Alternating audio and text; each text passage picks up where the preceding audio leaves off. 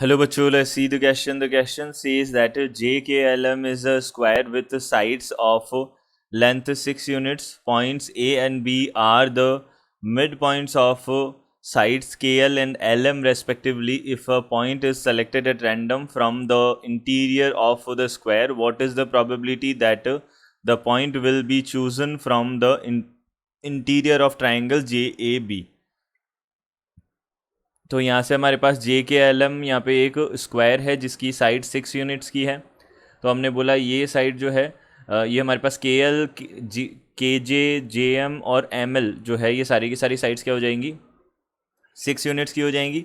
Points हमारे पास में A and B are the midpoints. A and B जो है मिड पॉइंट्स है के एल और एल एम के रेस्पेक्टिवली। हमको बताना है if point is selected at randomly अगर एक पॉइंट सेलेक्ट किया जाए इंटीरियर ऑफ स्क्वायर के इंटीरियर पॉइंट्स में से, तो हमको प्रॉबिलिटी बतानी है कि point will be chosen from interior. जो चूजन पॉइंट है वो क्या हो, इस बात की प्रॉबिलिटी क्या होगी कि चूजन पॉइंट हमारे पास में जे ए बी जो है उसमें से हो, उस ट्राइंगल में से हो। तो यहाँ से हम बोल सकते हैं सबसे पहले देखिए की कॉन्सेप्ट हमारे पास में क्या हो जाएगा ये हम देख सकते हैं। हमको प्रोबेबिलिटी फाइंड आउट करनी है, तो प्रोबेबिलिटी का बेसिक जो फॉर्मूला होता है वो क्या होता है, number of favourable outcomes divided by number of total outcomes होता है, number of total outcomes, sorry यहाँ से नंबर ऑफ टोटल आउटकम्स ये हमारे पास में प्रोबेबिलिटी का फॉर्मूला होता है। इसका हम बेसिकली यहाँ पे यूज़ करने वाले। तो अब देखिए यहाँ से हम क्या बोल सकते हैं, सबसे पहले ये हमारे पास प्रोबेबिलिटी का फॉर्मूला होगा, इसको हम यूज़ करेंगे। तो जे के एल एम ये है हमारे पास में एक स्क्वायर है। देखिए जब भी हमारे पास में इस टाइप का क्वेश्चन होगा तब ये जो फॉर्मूला है प्रोबेबिलिटी का ये थोड़ा सा चेंज हो जाएगा।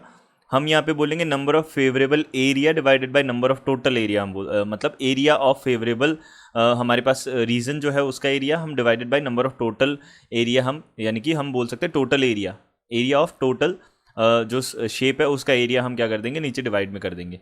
तो यहाँ से हमने बोला सबसे पहले देखिए हम इसको ये हम बोल सकते हैं ये 3 यूनिट्स की हो जाएगी, ये 3 यूनिट्स हो जाएगी, ये भी हमारे पास में क्या हो जाएगी 3 यूनिट्स की हो जाएगी, ये हो जाएगा। अब ये हमारे पास में क्या हो जाएगी, ये हमारे पास 6 यूनिट्स की होगी, ये हो जाएगी 6 यूनिट्स की हमारे पास में। देखिए ये 6 यूनिट्स हो गई, ये भी हमारे पास में क्या हो जाएगी 6 यूनिट्स हो जाएगी, ये बन जाएगी क्योंकि ये स्क्वायर है। अब देखिए ये हमारे पास सारे के सारे एंगल्स 90 डिग्री के होंगे।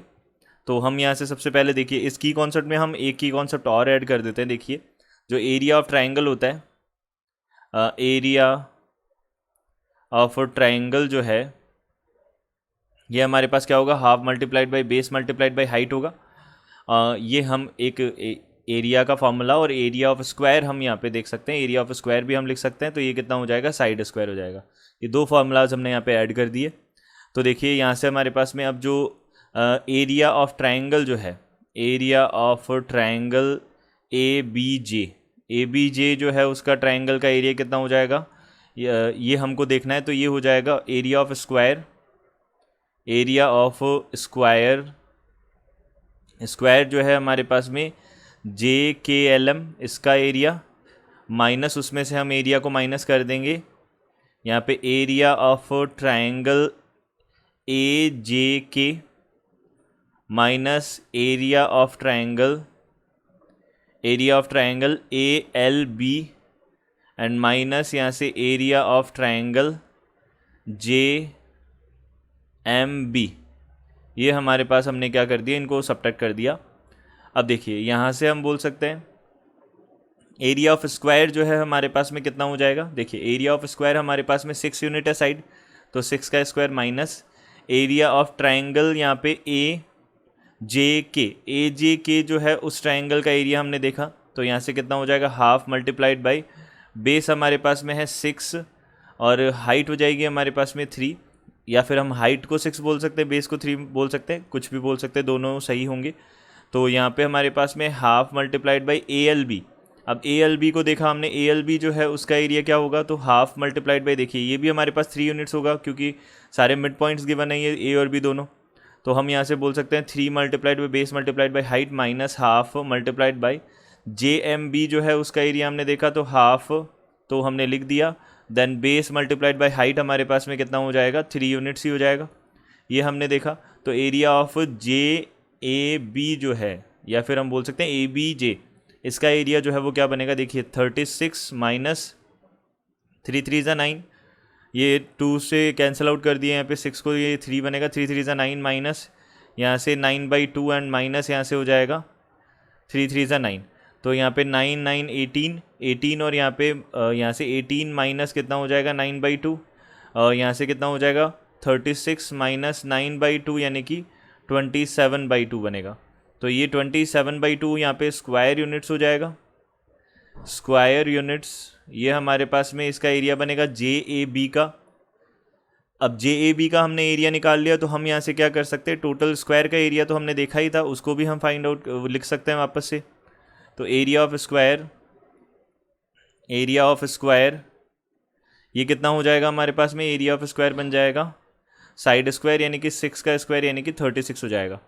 अब यहाँ से हम प्रोबेबिलिटी अगर फाइंड आउट करेंगे तो प्रोबेबिलिटी क्या हो जाएगा, probability is equals to area of favourable reason